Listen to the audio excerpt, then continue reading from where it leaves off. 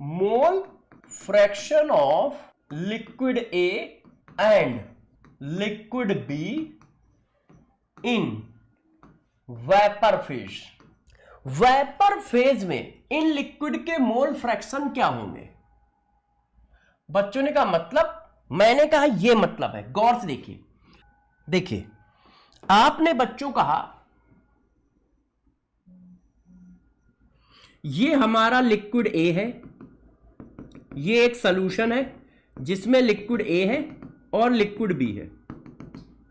देखो इसमें आपने कहा इसमें एक लिक्विड ए है और एक लिक्विड बी है, इनका सॉल्यूशन है।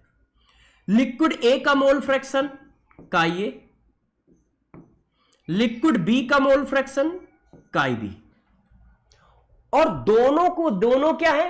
वोलेटाइल है। तो दोनों के दोनों क्या बनाएंगे?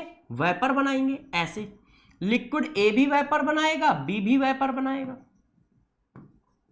ऐसे ऐसे ये ए है, ये बी है, ये ए है, ये ए है, ये बी है, ये बी है, ये बी है। आपने इस सॉल्यूशन का जो ये वेपर बनी है इसका टोटल प्रेशर निकालने का फार्मूला बताया है। आपने अभी तक क्या किया है? ये जो वेपर बनी है इसके टोटल प्रेशर का फार्मूला बनाया है। अब वेपर किसकी किसकी बनी है? ए की भी बनी है, और वेपर किसकी बनी है? बी की भी बनी है।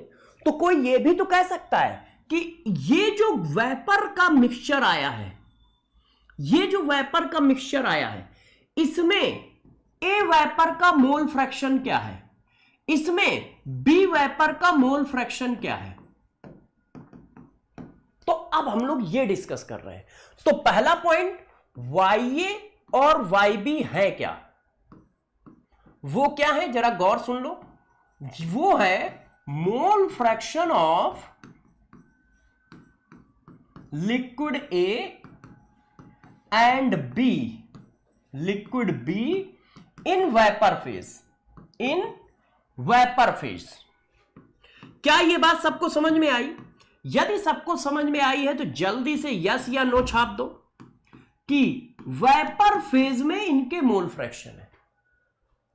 यस यस यस, इतनी बात क्लियर है? क्लियर है। अब बच्चे कह रहे हैं ये निकाला कैसे जाएगा? तो मैंने कहा देखो पहले आप लगाओगे क्या? Raoult's law. राउल्स ने क्या बताया? राउल्स ने हमें यह बताया कि इंडिविजुअल प्रेशर जो होता है, किसी का जो इंडिविजुअल प्रेशर होता है वो उनके इंडिविजुअल वेपर प्रेशर और उनके मोल फ्रैक्शन के इक्वल होता है। किसी भी लिक्विड की वेपर का इंडिविजुअल प्रेशर कैसे निकलेगा? उस लिक्विड के प्योर वेपर प्रेशर इनटू उसके मोल फ्रैक्शन के बराबर। अच्छा, डाल्टन ने हमें क्या बताया था जब हम लोगों ने गैसियस स्टेट पढ़ा था? तो डाल्टन ने क्या बताया था? तो डाल्टन ने बताया था कि किसी भी गैस का जो पार्शियल प्रेशर होता है, किसी भी गैस का जो पार्शियल प्रेशर होता है वो टोटल प्रेशर इनटू गैस के मोल फ्रैक्शन के बराबर होता है। डाल्टन ने क्या बताया था? पार्शियल प्रेशर ऑफ गैस वो इक्वल टू होगा टोटल प्रेशर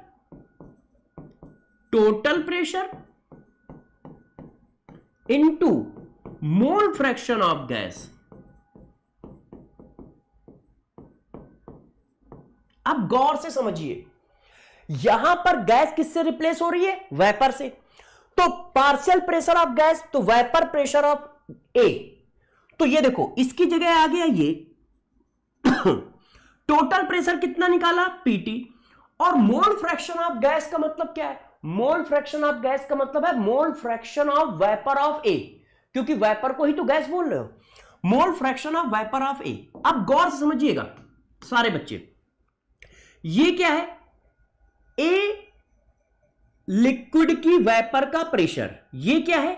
ए लिक्विड की वेपर का प्रेशर।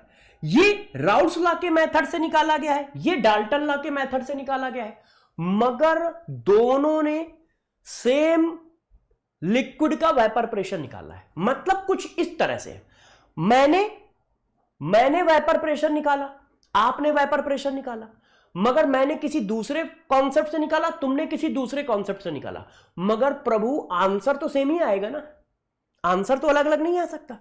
तो आप राउल्स लॉ के मेथड से प्रेशर निकालो या डाल्टन लॉ के मेथड से प्रेशर निकालो, उनकी वैल्यू तो सेम ही आएगी। तो क्या मैं ऐसा लिख दूं तो किसी बच्चे को बुरा लगेगा? क्या मैं इसको ऐसा लिख दूं तो किसी बच्चे को बुरा लगेगा? यदि मैं ऐसा लिख देता हूं तो क्या कोई बच्चा बुरा मानेगा? यह बात सबको समझ में आ रही है कि नहीं? यह बात सबको समझ में आ रही है कि नहीं? यस, यह बात सबको समझ में आ रही है कि नहीं? बताओ, कोई भी बुरा मानना है? क्यों? डाल्टन राउल्स लॉ के थ्रू तुमने लिक्विड ए की वेपर का प्रेशर निकाला, डाल्टन लॉ के थ्रू तुमने लिक्विड ए की वेपर का प्रेशर निकाला। जब दोनों लोगों ने सेम चीज निकाली है तो वैल्यू भी सेम आएगी, वैल्यू भी सेम आएगी, है कि नहीं यार? किसी क्वेश्चन को मैंने एक अलग मेथड से किया, उसी क्वेश्चन को तुमने एक अलग मेथड से किया, दोनों लोगों ने सही किया है तो आंसर तो सेम ही आएगा ना। तो वही आंसर है। अब जरा देखो, जो हमें निकालना था वो हमें मिल गया, जो हमें निकालना था वो हमें मिल गया। चेक करो, ये देखो, वेपर फेज में लिक्विड ए के मोल फ्रैक्शन का फार्मूला मिल गया, वेपर फेज में लिक्विड ए के मोल फ्रैक्शन का फार्मूला मिल गया। वेपर फेज में लिक्विड ए का मोल फ्रैक्शन क्या आया? Partial pressure of A, partial pressure of A, ये क्या है? पार्शियल प्रेशर ऑफ ए का formula divided by total pressure. Check करो, जिस लिक्विड का मोल फ्रैक्शन वेपर फेज में निकालना हो, जिस लिक्विड का मोल फ्रैक्शन वेपर फेज में निकालना हो, उसका partial pressure divided by total pressure. देखो, ए का निकाल रहे हो तो ए का partial pressure divided by total pressure है। अब तुमको ये सब करने की जरूरत नहीं है, ये तो मैंने प्रूफमेंट किया है। आपको सीधा ये फार्मूला याद रखना है, जिस लिक्विड का वेपर प्रेशर, जिस लिक्विड का मोल फ्रैक्शन वेपर फेज में निकालना हो, उसके लिए क्या करोगे? उसी लिक्विड का partial pressure divided by total pressure, उसी लिक्विड का partial pressure divided by total pressure. अब हम डायरेक्ट फार्मूला यूज करेंगे। तो देखो, यदि मुझे ए लिक्विड का वेपर प्रेशर निकालना है तो हम क्या लिखेंगे, और यदि मुझे बी लिक्विड का निकालना है तो क्या लिखेंगे? ए लिक्विड का निकालना है तो कैसे लिखोगे?